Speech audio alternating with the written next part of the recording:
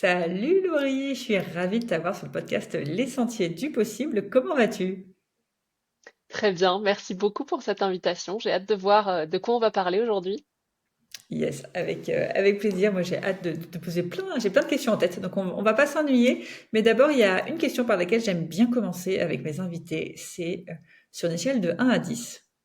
À quel point ta vie fait pleinement sens aujourd'hui? Oh, j'ai envie de dire 10, mais je dirais 9, histoire de me laisser une marge pour améliorer ça. Mais je suis en tout cas dans le moment de ma vie où je sens que ça a jamais fait plus de sens qu'aujourd'hui. Ah, trop bien, trop bien, trop bien. Et c'est pour ça aussi que j'ai voulu t'inviter sur le podcast, c'est que j'avais cette impression aussi. Laurie, pour ceux qui ne te connaissent pas, toi, en quelques mots, quelques phrases, comment tu te décris quand tu es à un dîner avec des inconnus? Comment je me décris, donc pas forcément professionnellement, on est d'accord. Ouais, vraiment, salut, je suis Laurie. Euh, Eh ben, eh ben, écoute, je me décris peu, donc je vais essayer de le faire ici. Je pense que je suis une personne qui se pose beaucoup de questions et qui l'avait beaucoup vu comme un défaut ou comme un problème à résoudre, et que c'est aujourd'hui probablement une des choses qui me sert le plus et qui m'a permis le plus d'évoluer. Je pense que je suis une personne qui passe rapidement à l'action quand j'identifie qu'il y a un truc qui me convient pas. Je reste rarement très longtemps dans une situation quand j'ai remarqué faisait plus pleinement sens pour moi. Je suis entrepreneur et ça, je pense que ça fait partie de ma présentation parce que c'est un truc qui me colle à la peau depuis plus de 12 ans maintenant et que j'envisage pas ma vie autrement que comme ça. Et puis, je suis maman de 4 enfants. J'habite dans les Landes, à côté de l'océan, au soleil. Voilà. Trop bien. Et aujourd'hui, en tant qu'entrepreneur, pour ceux qui ne te connaissent pas, t'accompagnes qui? Tu fais quoi? J'accompagne des entrepreneurs, aussi bien sur le côté un peu stratégique pour se développer, pour aller chercher plus de clients, plus de chiffre d'affaires, mais avec beaucoup la notion de comment on y va en faisant quelque chose qui fait sens pour nous et qui ne nous nuit pas sur la durée. Euh, et j'ai beaucoup moi-même expérimenté toutes ces choses-là ces dernières années, puisque j'ai pas toujours cru que c'était possible de réconcilier une espèce d'ambition qui est très forte avec un équilibre de vie, un équilibre physique, mental et familial. Et du coup, aujourd'hui, c'est cette voie-là que j'ai envie de montrer aussi parce que je trouve qu'elle ouvre des portes là où souvent on se pose des limites en se disant il faut faire un choix, il faut sacrifier un truc. Moi, j'aime bien penser qu'on n'est pas obligé de faire ça à condition d'écrire nos propres règles et de le faire d'une manière qui est alignée pour nous. Top, un message qui résonne énormément avec ce que je partage. Et justement, si on revient à tes tout débuts, tu as dit, là, si je dis pas de bêtises, ça fait 12 ans ou 16 ans, j'ai un doute, 12 ans, je crois, que tu t'es lancé dans 12. l'entrepreneuriat. Euh, Pourquoi t'es lancé dans l'entrepreneuriat? Qu'est-ce qui s'est passé? C'était comment ta vie à ce moment-là? Si on revient au tout début, comment ça s'est passé? Euh, Très naturellement. En fait, j'ai jamais l'impression d'avoir pris une grande décision de vie en me disant je vais me lancer dans l'entrepreneuriat. C'était plus la suite logique de, à ce moment-là, j'avais plus envie de continuer mes études, je voulais être prof de français. Euh, et à un moment dans ma vie où je me suis dit, ah ouais, en fait, non, c'est pas ça. J'ai cherché un job, il se trouve qu'il fallait créer sa micro-entreprise pour pouvoir le faire et j'ai dit, bah ok, je crée ma micro. Donc j'ai commencé ma vie pro par l'entrepreneuriat. J'ai eu deux petites expériences de salarié au milieu. Chacune a duré 11 mois. C'était pas fait exprès, mais du coup, je pense que c'est mon maximum. Euh, et en fait, ça a toujours été une suite logique où je sens que j'ai besoin de cette forme de liberté parce que j'arrive à la combiner à une forme de discipline pour ce qui est important pour moi. Et c'est ce qui me permet de progresser et de me sentir libre. Ok. Et c'était quoi, du coup, ce premier job là où tu as dû créer ta micro-entreprise? J'étais négociatrice en immobilier, rien à voir avec ce que je fais aujourd'hui. Et il s'est passé quoi ensuite? Du coup, tu es négociatrice en immobilier, tu as dit qu'il y avait deux passages de salariés. Qu'est-ce qui s'est Ouais, passé? Quelles ont été les transitions un peu? ouais, en fait, quand j'étais donc dans l'immobilier, je suis tombée enceinte de ma fille et j'étais bien malade et en fait tous les trajets pour aller visiter les apparts, machin truc, j'en pouvais plus. Du coup, j'ai arrêté pendant ma fin de grossesse, donc ça s'est couplé avec un petit congé maternité, si on peut appeler ça comme ça. Et puis, bah, une fois que ma fille a eu 5 mois, il était question de faire rentrer des sous quand même à la maison. J'avais pas forcément d'idées de projet ou de trucs comme ça. Et puis autour de moi, la norme, c'était d'aller chercher un travail. Tu vois, tu le crées pas, tu vas le chercher. Donc je me suis mise à postuler, je me suis imaginé que ça me plairait.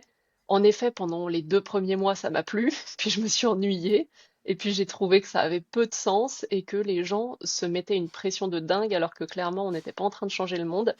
Donc petit à petit, la passion du début est complètement partie. Et à ce moment-là, je me suis dit, ok, bah j'ai envie de créer ma boîte à moi. Donc j'ai commencé en side project, tu vois, quand je rentrais le soir, je faisais un peu ça. Après, je m'occupais de faire manger ma fille, prendre le bain, la coucher, puis je me remettais là-dessus. Donc j'ai fait ça pendant quelques mois, je crois, peut-être les 4, 5 derniers mois de mon salariat. Et puis au bout d'un moment, j'ai dit, ouais, c'est bon, j'ai envie de partir. J'avais absolument pas de sécurité puisque le business n'était pas vraiment lancé. Et je me suis dit, il faut que je le teste. On est quand même dans un pays où on a le chômage quand on part en rupture conventionnelle. Ben, je vais en profiter, ça me faisait pas très peur, en fait, si tu veux. Je me dis, si ça marche pas, je reprendrai un job, on s'en fout. Ouais. Et puis, ça n'a pas très bien marché, mais j'ai créé d'autres sociétés après, finalement. Parce que du coup, la première, c'était quoi? Ce premier side project? C'était un concept d'événement pour les mamans, les futures mamans, avec sur une journée, en fait, je louais des belles maisons, je faisais venir plein de prestataires autour du bien-être, des massages, enfin bref, plein de gens. Et il y avait un système de garderie avec des babysitters sur place, ce qui fait que les mamans pouvaient venir sans avoir à se dire, bah oui, mais il y a personne pour garder mes enfants, comment je vais faire pour en profiter? Elles pouvaient venir et être tranquilles. Et qu'est-ce qui fait selon toi que ça n'a pas marché du coup? Pour moi, ça fait partie de mon apprentissage, c'est-à-dire j'ai appris à créer une boîte en créant une boîte. Donc forcément, c'est la première fois, j'avais 21 ans quand je l'ai lancé. J'ai écrit moi-même les statuts de la société parce que j'avais pas de sous pour le déléguer à quelqu'un. Donc j'ai fait 3 fois les allers-retours avec le tribunal de commerce parce que évidemment c'était pas bon du premier coup. Tu vois, j'ai vraiment tout construit en fait avec ce projet-là est basé sur tous mes blocages de l'époque et toutes mes croyances qui sont les gens n'auront jamais l'argent pour payer ça, mais ils pourront jamais payer plus cher que ça. Donc c'est à moi forcément de trouver une solution pour réduire les coûts. Mais en même temps, je me sentais pas à l'aise de négocier avec mes prestataires. Et en fait, je remplissais les événements, donc ça c'était un succès, mais je perdais de l'argent à chaque événement. Donc ça c'était un échec. Et tu referais ça? Ce que tu changerais, ça serait ton mindset?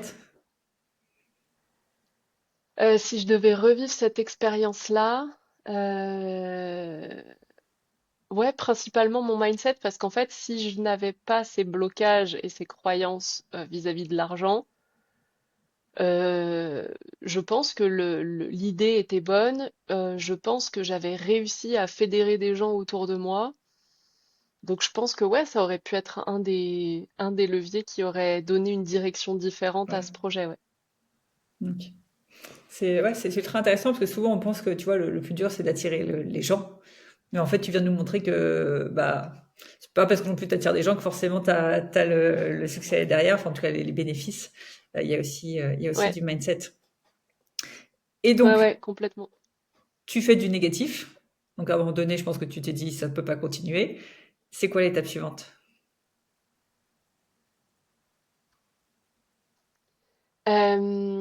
C'est pas vraiment moi qui me suis dit ça ne peut pas continuer. Moi, j'aurais bien continué encore un peu, tu vois. Moi, je voyais bien le mur qui arrivait, mais je me disais, je pense que je peux encore, tu vois, essayer de modifier des trucs, faire en sorte que ça fonctionne bien. Euh, Ah, je t'ai Ah, perdu, Laurie. est-ce qu'on s'est perdu? Est-ce que tu m'entends?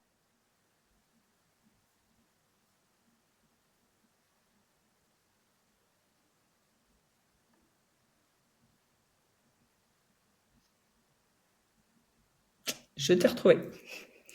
Tu Ah, m'entends? ça y est?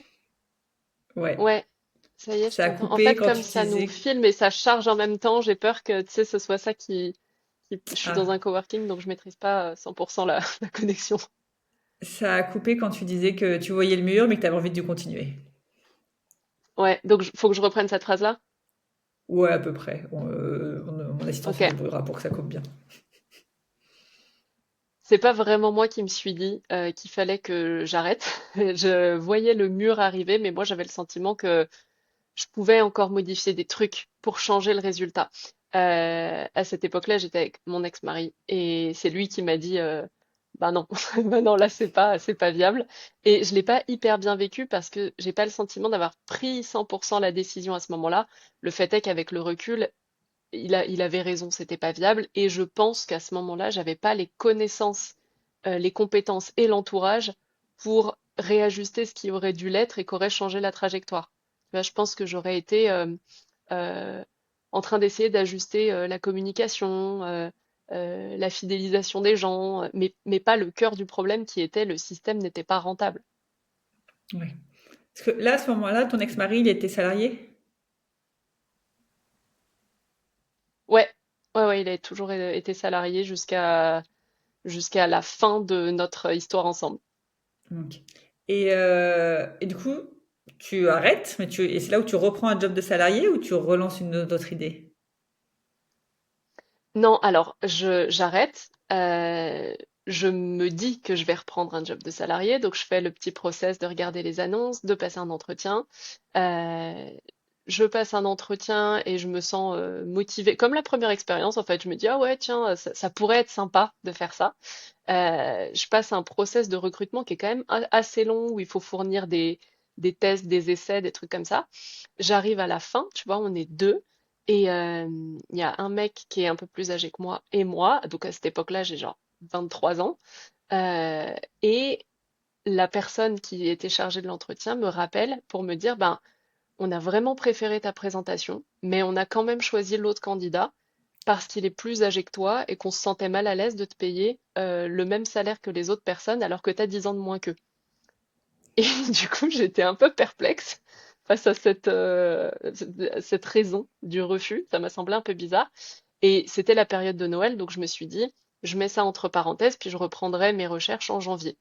Et en fait, le jour de Noël, il y a la nana qui m'a fait le recrutement qui m'a dit, bah, par contre, on a quand même vraiment aimé ton profil. Est-ce que ça te dirait de prendre des missions en freelance? J'ai dit, bah oui, banco, je réouvre ma micro-entreprise et on va commencer comme ça. Et du coup, j'ai eu ce premier client. Et vu que ça m'a remis, tu vois, dans le mood, ok, bah c'est ça en fait maintenant mon projet, c'est pas d'aller chercher un autre job salarié. Bah, du coup, je vais chercher d'autres clients. Et en fait, j'en avais pas besoin d'énormément parce que c'était une micro. À ce moment-là, j'avais pas de gros besoins financiers, j'avais qu'un enfant et tout ça. Et du coup, je suis allée chercher 4-5 autres clients et puis j'étais freelance dans la partie communication, gestion de leurs réseaux sociaux, envoi des mails, etc., qui sont 100% des compétences que j'ai apprises toute seule avec ma première boîte. Tu vois, j'ai jamais été Ouais. formée au marketing digital, au community management, etc. Mais du coup, j'ai quand même développé cette boîte que j'ai gardée pendant 3 ans, je crois. Et ça, c'était chouette. Et qu'est-ce qui a fait du coup que ça s'est arrêté? Je me suis lassée, j'en ai eu marre au bout d'un moment, tu vois, de faire un peu la même chose. Pendant que j'avais cette boîte, j'avais lancé d'autres petits projets en parallèle euh, pour me stimuler, tu vois, même pas tant dans une logique de je veux gagner de l'argent, mais plus, moi j'aimerais bien avoir des trucs qui me donnent envie de me lever le matin un peu plus fort que ça. Et puis au bout d'un moment, ouais, ça m'ennuyait un peu, tu vois, je faisais que ce que je savais faire, donc en fait, c'était un peu chiant. Et ça a coïncidé avec un moment où j'ai déménagé, j'ai changé de région. Et je me suis dit, bah, nouvelle maison, nouveau départ. Tiens, quel est le nouveau projet que j'ai envie de lancer? Et j'ai créé une marque de prêt-à-porter. Donc ça n'avait rien à voir. Et là, prêt-à-porter, mais c'est un business vraiment à part entière. Il y a du produit physique, il y a de la logistique, il y a bref, toutes les galères qui vont avec. Comment ça s'est passé? Bah, écoute, au feeling, j'ai appris sur le tas. C'est-à-dire que entre le moment où j'ai l'idée et le moment où c'est concrètement réalisé, bah, j'ai appris plein de choses. C'est-à-dire comment on passe de j'ai une idée dans ma tête et en plus je sais pas dessiner. Donc pour faire comprendre aux gens ce que j'ai dans ma tête, c'est compliqué. Euh, écoute, je me suis renseignée, je me suis informée, je me suis dit de quoi j'ai besoin, de qui j'ai besoin. Ah, Ah non, je faudra, crois qu'on s'est faudra encore recouper. perdu.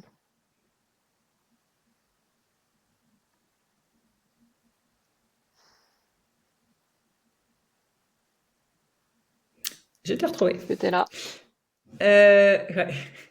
Ça a coupé entre ce que tu as dans ta tête et de demander aux gens, c'est compliqué. Et du Ouais, coup, donc je me suis formée, en fait, je me suis questionnée, je me suis informée surtout sur ben, comment on fait pour faire ça concrètement. J'ai cherché les personnes avec qui je pouvais parler et travailler pour pouvoir le développer. J'ai appris plein de trucs. C'était franchement une belle expérience parce que c'est vraiment un domaine dans lequel je connaissais rien du tout. Et je pense qu'en fait, c'est ça qui me nourrissait surtout, c'est le challenge de j'y connais rien, est-ce que je vais réussir à comprendre quelque chose et à en faire un truc sympa? Euh, et là, en fait, l'envie profonde et la motivation étaient pas suffisamment fortes. C'était pas mon idée au départ, c'était celle de mon ex-mari. Et moi, si tu veux, c'est l'aspect business qui me donnait envie. C'était pas tellement les fringues, c'était le côté tout le business qu'il y a derrière, ouais. trouver à qui est-ce qu'on va déléguer ça, le challenge que ça représente avec on a quasiment rien à investir dedans alors que c'est un business qui normalement demande pas mal d'argent. Euh, on a fait une campagne de financement participatif qu'on a réussi. On a délivré les fringues aux personnes qui avaient commandé et tout ça. Et puis au bout d'un moment, en fait, c'était trop chronophage pour trop peu de ventes. On s'était mis des défis aussi les uns sur les autres, tu vois, superposés. C'était que du Made in France, c'était que du fait à la main, c'était que avec des produits et des rouleaux de tissu upcyclés pour l'aspect écologique, qu'en fait, ça faisait énormément de contraintes sur lesquelles on voulait lâcher sur rien du tout.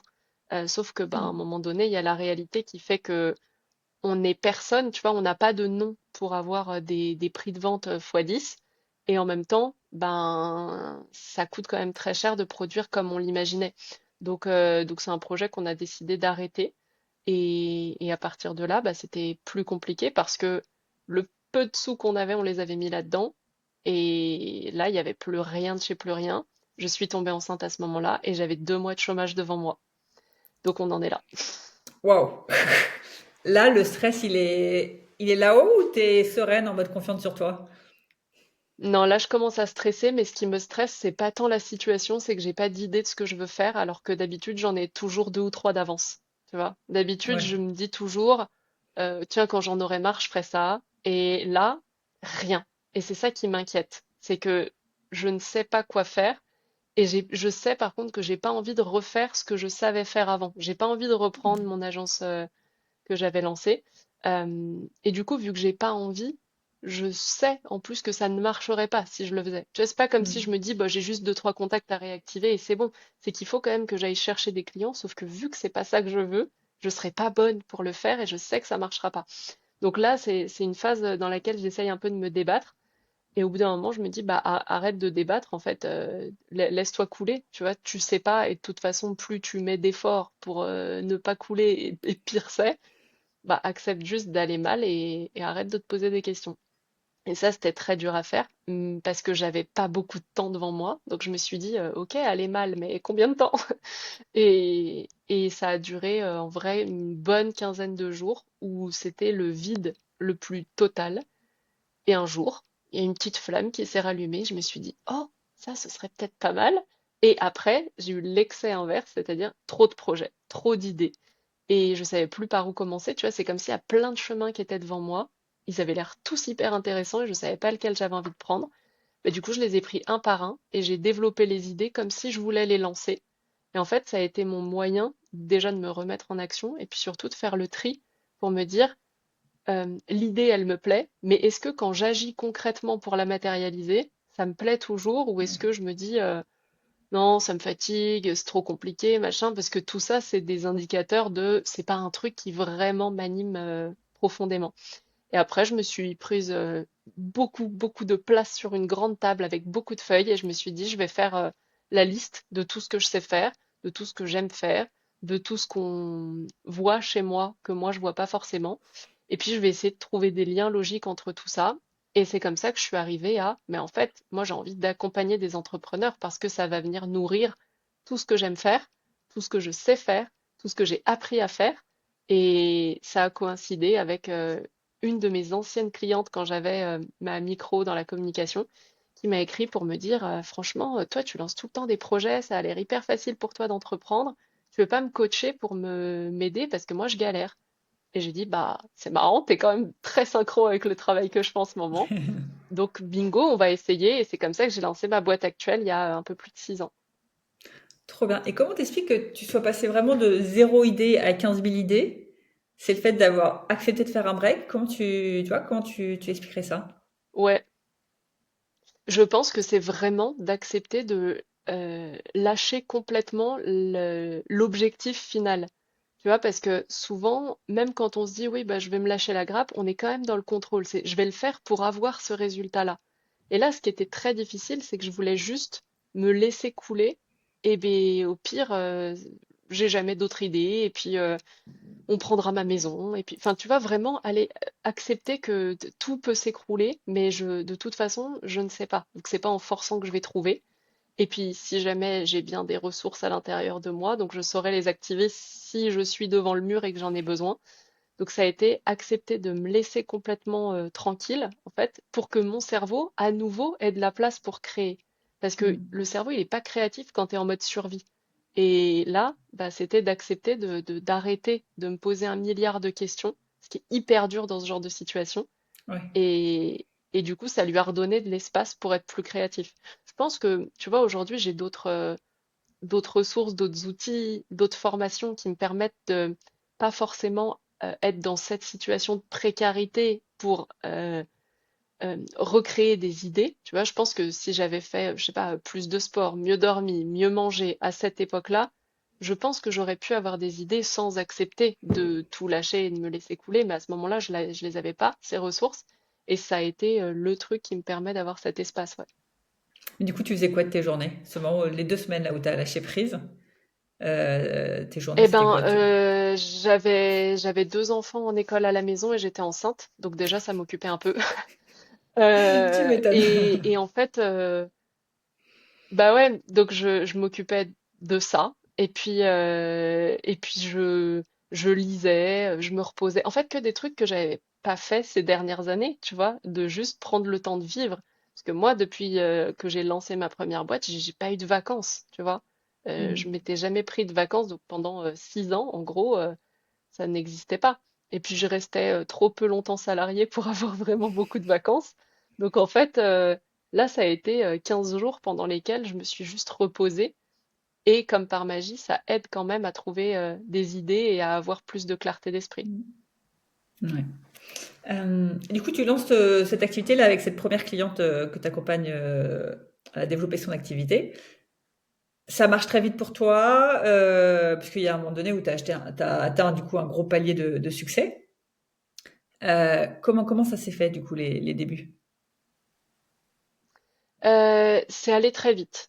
C'est allé très vite, ouais, parce que donc je me suis lancée en octobre. Et du coup, tu vois, il y avait que 3 petits mois pour finir l'année. Et l'année suivante, du coup, je suis restée que sur le modèle comme je l'avais lancé, c'est-à-dire du coaching en individuel avec moi. Et c'est tout. Je crois que j'avais fait peut-être deux, trois petits produits, genre mini formation autonome sur des trucs très spécifiques, mais 90% de mon chiffre d'affaires, c'était de l'accompagnement individuel. Du coup, je l'ai poussé au max de ce que je pouvais absorber moi en termes de charge de travail. Au max du max, ça veut dire c'était trop, mais au moins je sécurisais ça. Et tu vois, dans ma tête, je raisonnais vraiment comme, ok, là j'encaisse tant, ça sécurise mon salaire du mois. Tout ce que je fais en plus, ça sécurise mes salaires des mois prochains. Donc tu vois, je réfléchissais vraiment comme ça.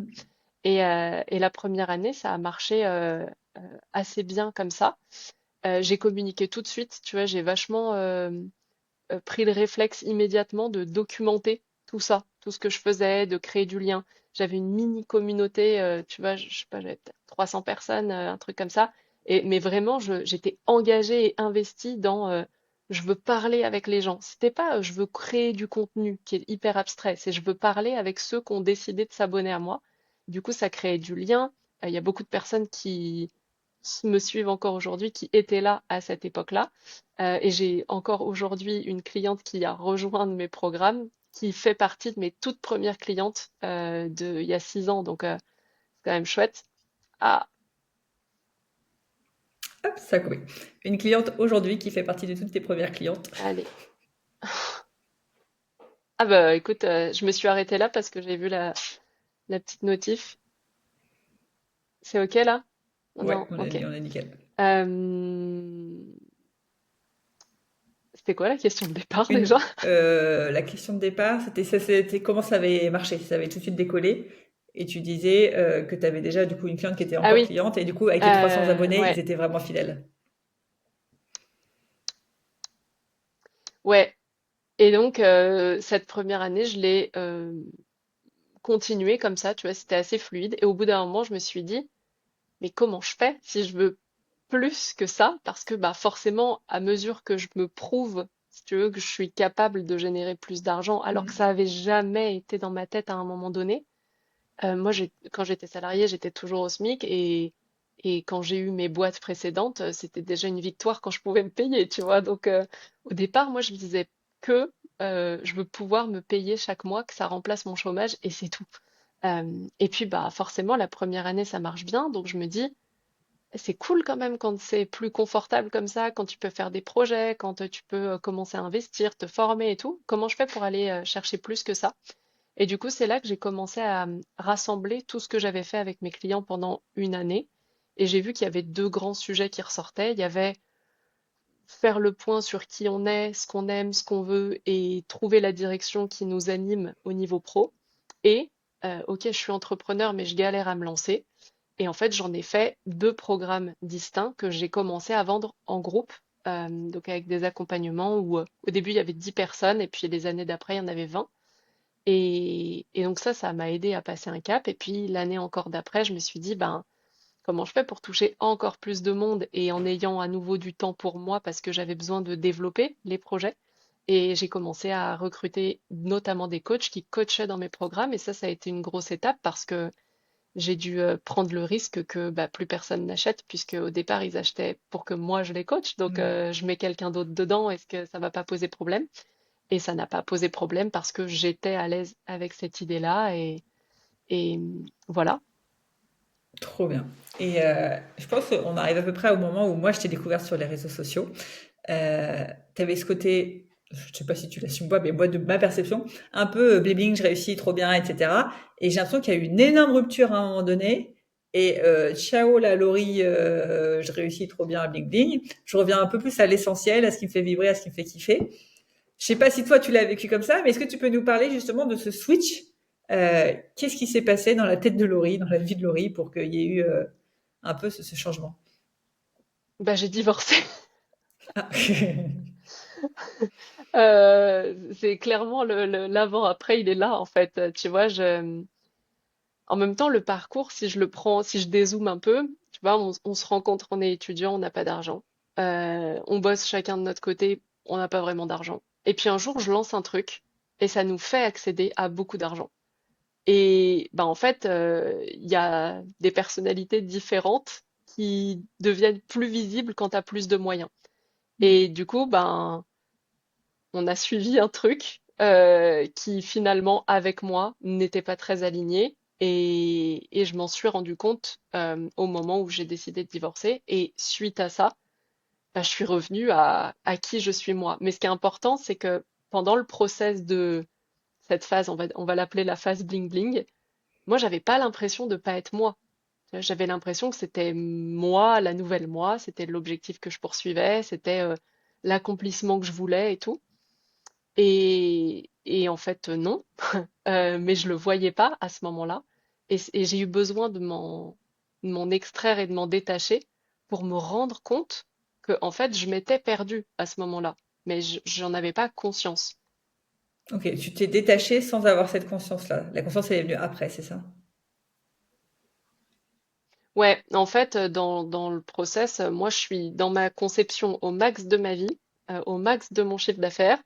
Tout va très bien, machin truc. Juste, bah, je suis fatiguée. Moi, c'est le seul truc que je me dis à ce moment-là. Et donc, je me dis, tiens, je vais aller faire une petite retraite, ça va me faire du bien. Au début, je voulais faire une retraite de yoga ou un truc comme ça. Puis j'ai vu une retraite silencieuse. J'ai dit, génial, comme ça, je parle à personne, on me parle pas, je vais être reposée. Et après, je reprends le cours de ma vie normale. Et en fait, pendant cette retraite, je n'ai pas compris sur le moment ce qui se passait, tu vois, mais quand c'était le tour des présentations, donc personne se connaît, c'est vraiment la première heure où on vient d'arriver. Chacun se présente et moi, le premier truc que je dis, c'est euh, un truc genre, j'adore ma vie, mais je suis pas heureuse et je me mets à pleurer. Et j'avais pas contrôlé que j'allais dire ça. Tu vois, c'est le truc qui se met tout seul. Et là, je me suis dit, ok, j'avais pas conscience de tout ça et j'avais pas prévu de bosser sur moi. Au départ, moi, je venais dans ma tête pour me reposer. Tu vois, je pensais regarder Netflix le soir et être tranquille. J'avais pas trop compris le concept de la déconnexion, je crois. Et en fait, ça m'a percuté, tu vas de me rendre compte à quel point, en dehors de mon job à ce moment-là, il n'y a rien qui me nourrit, il n'y a rien qui existe. Je travaille énormément et c'est trop cool. Ça m'a permis d'avoir des grands résultats et de tester quelles sont mes limites. Mais je me rends compte que c'est quoi le but en fait? Après quoi je cours? Et c'est là que je percute que je cours après un rêve qui est pas le mien, après un style de vie qui est pas celui qui me ressemble le plus.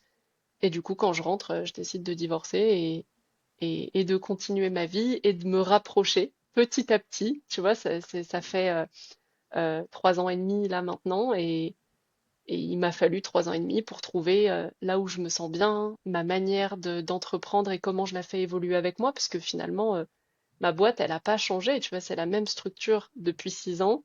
J'ai des clients qui me suivent depuis le tout début. Donc, mes programmes, certains n'ont pas changé. Il y en a qui existent encore. Comment je remets plus de moi qui je suis aujourd'hui dans quelque chose qui est existant, alors que mon tempérament normal, c'est je jette tout, je repars d'une page blanche. Tu vois, et ça aussi, ça a été un vrai travail de le voir comme ça. C'est ce que j'allais dire, parce que quand on est sur les réseaux sociaux, on a un peu ce truc par moment de il faut que les gens attendent quelque chose de moi, ils tiennent à une image de moi, qu'est-ce qui se passe si je change d'image? Toi, ça a été assez, entre guillemets, facile de te dire, allez, je change d'image, je reviens un peu à la Laurie d'avant, ou tu t'es dit, mince, si je change mon image, est-ce que je perds pas tout le monde? Tu vois, comment, par rapport ta relation aux réseaux sociaux, comment tu as réussi justement à faire ce switch? C'était difficile parce que tu es dans une période de vie où tu es très vulnérable et c'est un peu public, tu vois. C'est alors à petite échelle, je suis pas Beyoncé, hein, mais tu vois, t'embarques quand même un peu les gens dans quelque chose que normalement tu vis pour toi et après, si tu veux, tu reviens en parler. Sauf que ben il y a quand même un business à faire tourner et que pour le faire tourner, il y a de la communication à faire et je suis pas une boîte de stylos, tu vois, je suis un humain qui vend des trucs à des humains. Donc en fait, je suis mon véhicule de communication. C'est Il bon, y a c'est la pas coupé. connexion qui bug. Moi, ça n'a pas coupé. C'est bon? Ah ok. Euh, donc je suis mon véhicule pour pouvoir communiquer et donc je dois continuer d'être là. Et à ce moment-là, bah, il y a eu plusieurs teams. Il y a eu la team comme toi, tu vois, ah tiens, c'est marrant parce que j'adhérais moins à ton message à cette époque-là et là j'ai l'impression de retrouver celle que je voyais en toi. Et il y en a d'autres bah, à qui ça n'a pas plu et qui ont fait le mouvement inverse, c'est-à-dire ah oui, moi ça me plaît pas et je m'en vais. Mais c'était difficile, ouais, parce que moi c'est plus une phase de vie où j'aurais eu tendance à me replier sur moi, à vivre le truc, le processer tranquille. Sauf que bah, l'entrepreneuriat et mon métier, mon domaine d'activité font que je peux pas juste tout couper, tout arrêter, parce que sinon, ben, j'ai pas de revenus. Et à ce moment-là, j'ai encore énormément de charges liées au train de vie d'avant et pas qu'au train de vie perso, en fait, au fonctionnement même du business, aux personnes à qui je délègue, etc. Donc, il y a quand même besoin de faire rentrer de l'argent. Et pour ça, ben, à ce moment-là, c'est moi, mes prises de parole, mes communications qui le font le mieux. Donc, c'était un peu compliqué. Et je pense pendant un an, vraiment, c'était raide. Et puis après ça, je sais pas exactement quoi, mais il y a un truc qui a switché dans ma tête et je me suis un peu libérée des attentes des autres. Je pense que certaines remarques parfois m'ont tellement blessée que je me suis rendu compte à quel point le fait qu'on t'adore ou qu'on te déteste n'a aucune valeur dans les deux sens. Tu vois? Mm. Euh, je me suis rendu compte que des personnes qui m'envoyaient des messages, qui me valorisaient de ouf, limite, qui me mettaient sur un piédestal, ont été parmi les personnes les plus méchante, tu vois, à ce moment-là de ma vie. Et tu vois, à la fois, ça fait mal et en même temps, c'est une vraie leçon de les gens ne voient en toi que ce que eux perçoivent et ce qui les déclenche et tout. Et du coup, je me suis dit, mais ça n'a aucune valeur qu'on me déteste ou qu'on m'adore parce que ça parle même pas de moi. En fait, ça parle de ce que ça leur renvoie à eux. Et d'ailleurs, il y a pas mal de personnes, et ça c'est marrant, qui m'ont qui m'ont jugé ouvertement, tu vois, qui me l'ont dit, qui m'ont parlé et tout, au moment où j'ai pris la décision de divorcer, qui se sont désabonnés, machin, et 2, 3 ans après, qui m'ont réécrit pour me dire désolée, ma vie a changé depuis, moi aussi je me suis séparée, je comprends mieux. Et tu vois, je trouve que ça c'est une vraie belle leçon qui a été payée cher parce que c'était vraiment pas une période facile mais qui m'a appris à me détacher aussi de ce qu'on projette sur moi. En fait, ça regarde la personne et moi, tant que je m'occupe de vivre ma vie et qu'elle me plaît, bah peu importe quoi, comment elle est jugée. Parce que du coup, les gens, pour bien comprendre, jugeaient le fait de divorcer, c'est ça? Ouais, ouais. Ok. Les gens au sens large sur les réseaux qui me connaissent pas, mes clients qui étaient à l'intérieur de mes programmes, et puis c'était une période un peu bizarre parce que de son côté, j'avais mon ex-mari qui en parlait et qui rallier les gens à sa cause, on va dire, et moi qui ne prenais pas la parole sur ces sujets-là, bah parce que moi je préparais les choses dans mon coin, tu vois. Hmm. Et forcément, quand t'as qu'un son de cloche, ben, c'est facile de prendre parti. Ouais, carrément. Et ça m'a fait penser à, je crois que c'est Julien Mussy qui m'avait dit un truc un jour de type, non mais ne m'adorez pas parce que je sais que si vous m'adorez, au moindre petit truc, vous allez me détester profondément. Ouais, Et c'est vrai que depuis, j'ai toujours ce petit truc, dès que quelqu'un me dit, ah, c'est trop bien, t'es super Alexandra, je me dis, ouh là là, attention, warning, faut que j'anticipe le truc, je vais le faire descendre dès maintenant ouais, d'un étage, parce que sinon, à un moment donné, ça va exploser. Et je pense que c'est très vrai. ouais. On est tous on est humains avec des failles, et que si tu vois que le positif de quelqu'un, bah, dès que t'as un petit grain qui arrive, voilà, tu descends 50 étages, quoi. Mm. Ouais, et c'est, enfin, on est humain, donc c'est forcément agréable de recevoir des compliments, mais le truc, c'est à quel point j'accorde de la valeur à ça. Tu vois, je peux me dire, tiens, on m'envoie un message pour me dire, ah, c'est super ce que tu fais, tu m'inspires grave, machin. Ça fait trop plaisir, merci. Mais je veux pas baser ma valeur à moi en tant que personne sur des messages comme C'est ça, parce que sinon, ce qu'on me donne, on peut me le reprendre. Donc en fait, tu m'adores, demain je fais un truc que t'approuves pas, tu me détestes, et ça veut dire que quoi, je me sens plus légitime. Enfin, c'est vraiment à quel mm. point j'accorde de l'importance à ça. Ouais, c'est ultra intéressant. Et tu aurais des conseils du coup pour les gens qui, bah, tu t'es prise du coup entre guillemets pas mal de haters, avec un an d'expérience de haters, t'as mis en place des rituels, des routines, tu vois, tu nous as parlé du mindset déjà de te détacher, mais il y a des choses que tu as mis en place pour justement, bah, dès que tu reçois la remarque, je sais pas, une petite routine ou un truc qui fait que tu passes à côté. Je sais pas si j'ai mis en place une routine. En tout cas, je pense que c'est le fait d'y avoir été exposée régulièrement qui m'a aidé à progresser, en fait. Parce que sinon, au début, t'en reçois une, deux, j'avais le cœur qui palpitait, j'étais pas bien, je remettais ma vie en question pendant 2 jours, tu vois. Et puis après, tu vas mieux, t'en as un autre, tu te dis, ah merde, un autre, un autre, un autre. Bon, bah, au bout d'un moment, voilà, tu t'habitues petit à petit parce que tu y es exposé. Donc ça, c'est pas forcément le truc qui fait plaisir à entendre parce qu'on se dit, ouais, mais moi, je voudrais éviter d'être exposé.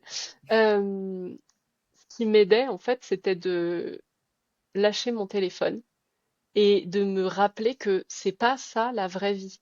Tu vois, ce qui se passe sur les réseaux, dans ma tête, c'est le centre du monde parce que c'est un des trucs les plus prenants dans ma vie. Mais en fait, quand je lâche mon téléphone et que je vais acheter du pain à la boulangère, elle sait pas qui je suis, tu vois. Quand je vais me Mm. promener, les gens qui passent, ils savent pas qui je suis. En fait, c'est pas la vraie vie. Et je pense que ça m'a aidé à prendre du recul aussi pour arrêter de le voir comme un énorme problème alors que c'est pas grand-chose. Et le dernier truc aussi, c'était de prendre du temps et de l'énergie pour faire des trucs pour moi qui n'ont rien à voir avec mon business. Et de commencer à faire des choses, des activités, parler avec des gens, aller faire du sport, enfin, tu vois, vraiment des trucs concrets dans la matière euh, qui me font du bien. Parce que quand tu apprends à nourrir d'autres endroits de ta vie, ben, il n'y a pas tout ton bonheur qui repose sur un pilier, et du coup, si ce pilier-là, il s'écroule, t'as plus rien. Et ça, je pense que ça m'a vraiment aidé, tu vois, de nourrir davantage le temps que je passe avec mes enfants, d'aller faire une activité à l'extérieur, de commencer à faire du sport, pas dans le but même pas de me muscler ou encore moins de maigrir ou je ne sais quoi, c'était vraiment, je fais une activité euh, dans laquelle on s'en fout de ce que je fais comme travail, on s'en fout d'Instagram, juste je vis ce truc-là. Et, et ça m'a fait du bien parce que du coup j'ai accordé un peu moins d'importance et de moins en moins au fur et à mesure au pilier travail et le côté négatif qu'il y a dedans. Et c'est un truc qui me sert encore aujourd'hui. Tu vois, les moments de up and down, ils sont là tout le temps et ils seront là tout le temps. Et aujourd'hui, le fait d'avoir plein de ressources à plein d'endroits différents, ça fait que je m'en fous un peu de ces fluctuations. Tu vois, je sais que elles sont là, elles font partie du jeu. J'apprends à apprécier 2 fois plus quand c'est le moment où ça remonte parce que je me recharge. Et puis après, je me concentre sur tout ce qui me fait du bien à l'extérieur quand c'est les moments où ça descend un peu. Ouais, tu as réussi vraiment à te détacher de ton business pour dire c'est pas moi, c'est ma vie pro. Ouais, Et il y a ma vie à côté aussi qui a son importance. ouais, Euh, complètement. Aujourd'hui, du coup, tu as un rythme de vie beaucoup plus simple, beaucoup plus cool et beaucoup plus équilibré. Est-ce que c'est forcément synonyme pour toi de baisse de chiffre d'affaires? Je ne sais pas si tu as baissé en chiffre d'affaires ou pas. Est-ce que on peut avoir les deux? Justement, tout à l'heure, tu parlais de il y a pas le et ou le ou. C'est quoi un peu ta vision avec ton expérience? Mon chiffre d'affaires, il a baissé, ça c'est clair. Je l'ai divisé par 3 à peu près entre le moment où j'étais à mon max et où j'avais pas de vie autre que mon business et aujourd'hui. Euh, je pense que je pourrais refaire un x3, mais que je n'en ai pas envie. Parce que je sais, du coup, ce que ça implique, et pas forcément, genre, il faudrait repartir dans un rythme où je fais que bosser, mais je sais que si j'ai pas l'envie profonde à l'intérieur de moi, ça va me demander beaucoup d'efforts pour arriver à ce résultat, et que ces efforts-là, ils vont me coûter de l'énergie plus que ça va m'en apporter d'avoir ce chiffre d'affaires. En fait, aujourd'hui, je suis plus OK de ressentir ça.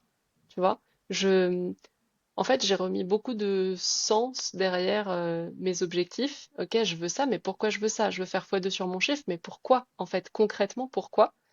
Et j'ai lâché en fait la course de toujours plus, ça pourrait toujours être mieux, tu pourrais toujours faire mieux, qui vient aussi des fois, tu sais, un peu de l'école, genre j'ai eu 15, ben, c'est bien, mais t'aurais pu avoir 20.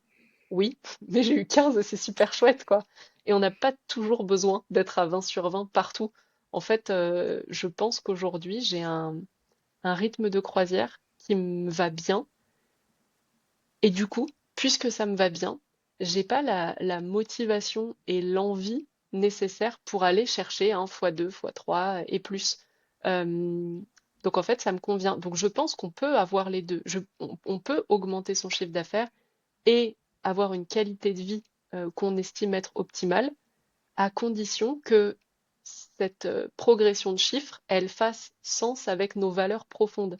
Si c'est pas le cas, elle nous coûte en énergie et du coup notre qualité de vie, elle est impactée négativement.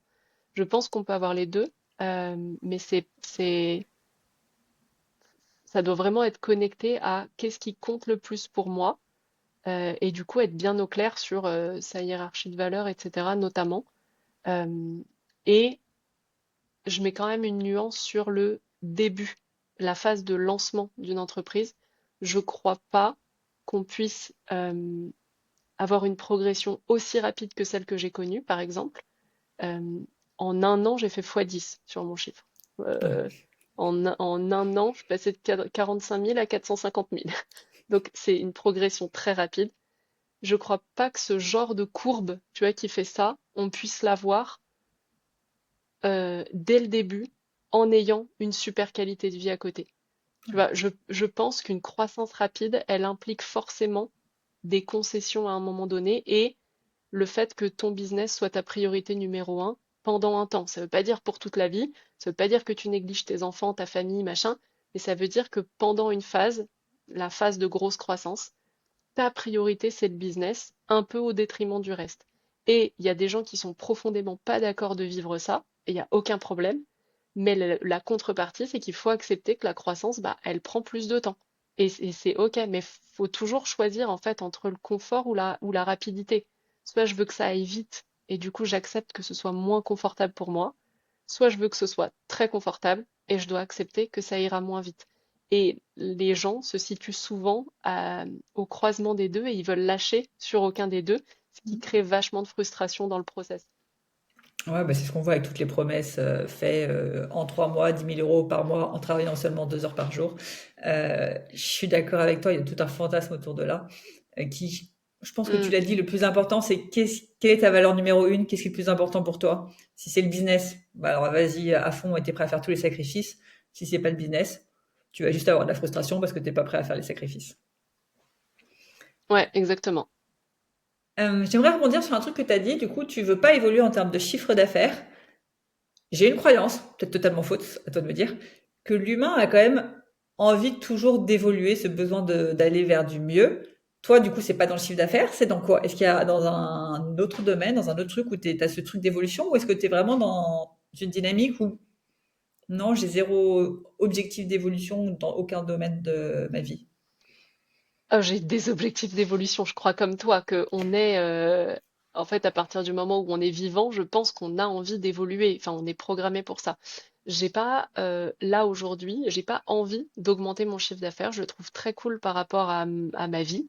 Par contre, j'ai envie d'augmenter ma rentabilité.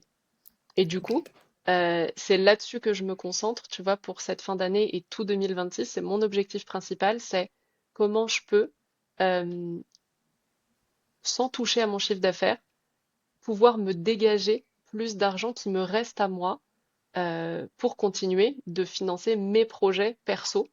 Euh, donc mon objectif n'est pas comment je peux gagner plus d'argent, comment je peux vendre plus, mais comment je peux le vendre plus intelligemment pour que je dépense moins d'argent en fait tout au long de l'année pour maintenir ce chiffre-là.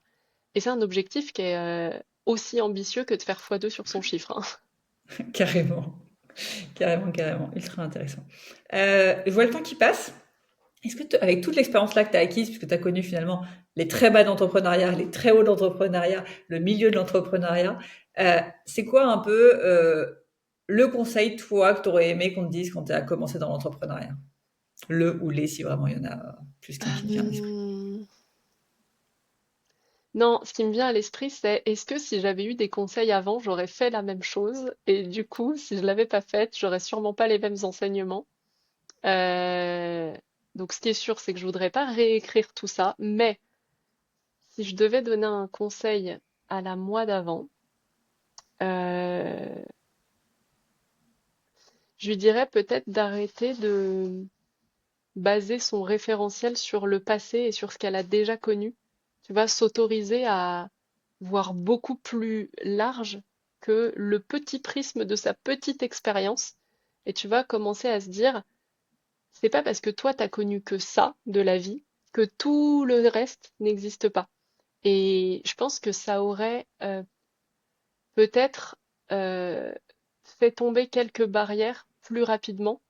Tu vois, dans le côté, je peux aller chercher plus et je mérite d'avoir plus. Je pense que ça m'aurait fait bosser ce truc-là un peu plus tôt. Et ça peut être chouette comme conseil. Et comment on peut, du coup, selon toi, connaître ce qu'on ne connaît pas? C'est quand on a justement les œillères de c'est ça la vie.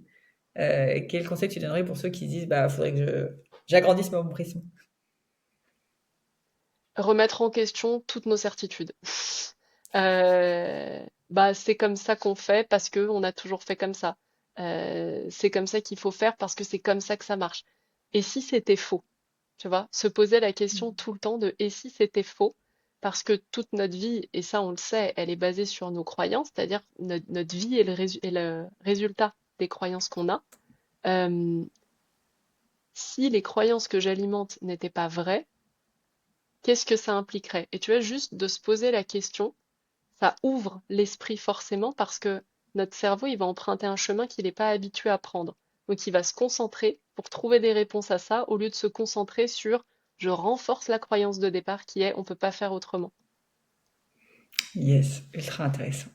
Pour terminer, Laurie, j'aime bien finir les épisodes de podcast par une question que les invités vont poser à nos auditeurs et qui pourront écouter et réfléchir à la fin de l'épisode en marchant. Quelle est la question comme ça que tu as envie que les entrepreneurs ou les gens qui veulent se lancer dans l'entrepreneuriat se posent et qui pourrait faire une vraie différence? Euh, J'aime bien cette question. Peut-être de se demander, et si face à toi, tu avais une page blanche que tu pouvais complètement réécrire? C'est-à-dire, il n'y a pas d'enjeu de sécurité financière, etc. Juste, je peux prendre n'importe quelle direction dans la vie, mais vraiment n'importe laquelle, aussi bien dans mon environnement, dans mon entourage, dans mon travail, dans tout, absolument tout. Qu'est-ce que j'écrirais si je devais pas juste continuer d'alimenter ce que j'ai déjà construit jusqu'à aujourd'hui? Est-ce que je vivrais au même endroit, entouré des mêmes personnes? Est-ce que je ferais le même job avec les mêmes clients? Est-ce que j'aurais les mêmes projets, le même sport, le machin, la même alimentation? J'en sais rien. Ou est-ce que si là j'avais la possibilité de prendre une page blanche et d'écrire ce que je veux à partir de demain, est-ce qu'il y aurait des choses différentes? Et ça donne un repère assez intéressant pour voir à quels endroits on peut aller travailler pour progresser et tendre vers quelque chose qui nous inspire davantage aujourd'hui. Parce qu'en fait, tout le monde, on est tous un peu en mode automatique à certains moments, et c'est normal. Enfin, on peut pas être constamment et consciemment en train de réfléchir à pourquoi je fais ce que je fais aujourd'hui. Tu vois, le matin, on se lève, on s'habille et on va bosser. Enfin, c'est normal.